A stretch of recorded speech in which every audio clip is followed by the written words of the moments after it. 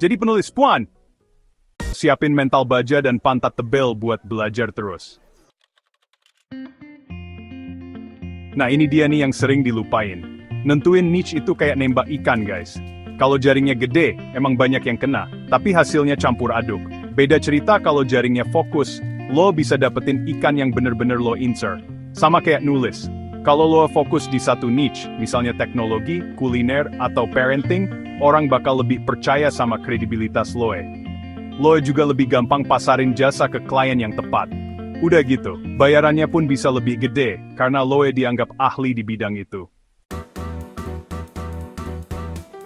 Bayangin gini, Loe lagi cari tukang bakso terenak. Pas datang ke tempatnya, gerobaknya dekil, nggak ada fotonya, menunya juga nggak jelas. Masih nafsu makan? Nggak kan? Sama kayak portofolio guys. Di era digital ini, portofolio itu ibarat gerobak bakso Loe. Harus menarik, informatif, dan bikin orang ngiler pengen cobain. Cantumkan contoh tulisan terbaik, testimoni klien, dan jangan lupa kontak yang jelas. Tunjukin kalau Loe itu penulis yang jago dan profesional. Tenang guys, jadi penulis lepas itu nggak bakal mati gaya. Proyek nulis tuh bejibun kayak kacang goreng. Mulai dari nulis artikel buat website, bikin caption Instagram yang kece, sampai bikin script video YouTube kayak yang lagi lo tonton ini. Ada juga yang namanya ghostwriting. Jadi lo nulis buat orang lain dan namanya dirahasiakan. Seru kan? Intinya, banyak jalan menuju Roma. Maksudnya banyak peluang buat dapetin cuan dari nulis. Lowongan atau butuh bantuan nulis. Nah, ini nih yang suka bikin dilema. Nentuin harga jasa itu kayak jualan cilok guys. Nggak boleh kemahalan, tapi juga nggak boleh kemurahan. Kalau kemahalan, ntar nggak ada yang beli. Kalau kemurahan, lo tekor sendiri. Awal-awal, lo bisa pakai patokan harga per kata atau per proyek. Tapi ingat, sesuaikan juga sama tingkat kesulitan, deadline, dan pengalaman lo. Jangan mau dibayar murah, tapi jangan juga ngasih harga selangit. Makin tinggi juga nilai jual lo.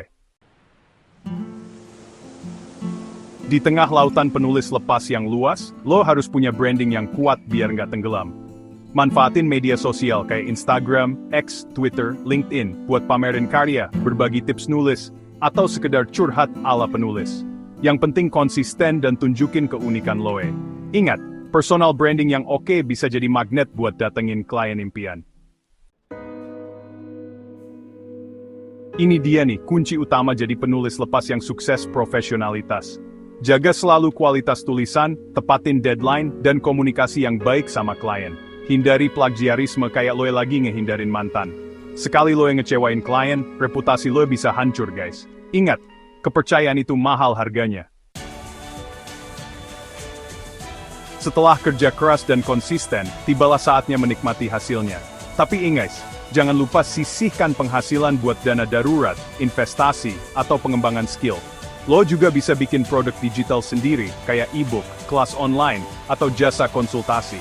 Dengan gitu, penghasilan lo nggak cuma dari nulis, tapi juga dari passive income. Mantap kan?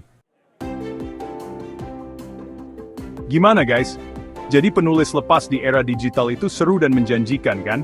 Nggak cuma bisa kerja dari mana aja, tapi juga punya potensi penghasilan yang nggak kalah sama kerja kantoran. Kuncinya, tekun belajar, asah terus kemampuan, dan jangan takut buat mulai. Ingat, peluang nggak datang dua kali. Jadi, tunggu apa lagi? Yuk, wujudkan mimpi jadi penulis lepas yang sukses dan cuan.